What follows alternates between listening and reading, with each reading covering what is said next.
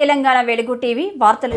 Congress party ఈరోజు వర్గీకరణని మా మాదిగలకు ఇచ్చిన వరంగా భావించి నేడు దర్పల్లి రాజశేఖర రెడ్డి గారి ఆధ్వర్యంలో ఎంపీ నగర్ చౌరస్తాలో మహనీయుల విగ్రహాలకు పూలమాలలు వేసి ఈరోజు సభ పెట్టుకోవడం జరిగింది. సంతోషకరమైన వాతావరణం. వాస్తవానికి రేవంత్ రెడ్డి గారు కాకుండా ఇంకెవరున్నా కూడా మా మాదిగలకు ఇంత పెద్ద వరం ఇచ్చేవారు కాదు. వాస్తవానికి ఎన్నో దశాబ్దాల నుంచి ఉన్న మా కోరిక, మా కళ ఆనాడు 1969లో కాంగ్రెస్ పార్టీ లోకూర్ కమిషన్ వేసి ఏ విధంగా అయితే పంజాబ్, హర్యానా రాష్ట్రాలకు వర్గీకరణ ఇచ్చిందో నేడు రేవంత్ రెడ్డి గారి నాయకత్వంలో ఆనాడు మేము చెప్పినాం, మా చేవల డిక్లరేషన్లో చెప్పినాం మేము వర్గీకరణ ఇస్తామని. ఇచ్చిన మాట ప్రకారం చేసి పెట్టినాం.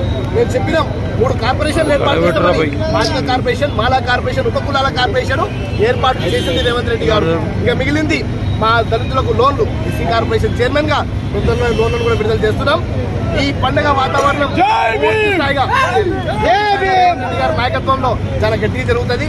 మరి ఈ రోజు ఇంత పెద్ద నిర్ణయం అయిన తర్వాత కూడా మరి దేశంలో సుప్రీంకోర్టు నిర్ణయం అయిన తర్వాత అసెంబ్లీలో వెంటనే ప్రవేశపెట్టి ఆ రోజు మేము వర్గీకరణ చేస్తామని ముఖ్యమంత్రి రేవంత్ రెడ్డి గారు చెప్పినారు. అయినా కూడా మా పద్మశ్రీ మందకృష్ణ మాదిగ గారు మా రేవంత్ రెడ్డి గారికి కృతజ్ఞతలు చెప్పలేదు. మరి నిన్న అసెంబ్లీలో పొద్దున్న నుంచి సాయంత్రం దాకా పూర్తి స్థాయిగా అందరు ఎమ్మెల్యేలను కూర్చోబెట్టి చర్చించి నిన్న వర్గీకరణ ప్రవేశపెట్టిన తర్వాత కూడా ఈ రోజు ప్రెస్ మీట్ పెట్టి కూడా కనీసం రేవంత్ రెడ్డి గారికి కృతజ్ఞతలు చెప్పలేదు. మాదిగ సోదరులుగా ఈ రోజు మేము బాగుపడుతున్నాం. ఈ రోజు మాకు రిజర్వేషన్లు రాబోతున్నాయి. ఈ రోజు మాకు రాజకీయ రంగంలో, ఆర్థిక రంగంలో, రాజకీయ రంగంలో రిజర్వేషన్లు కల్పించే నాయకుడు రేవంత్ రెడ్డి గారు.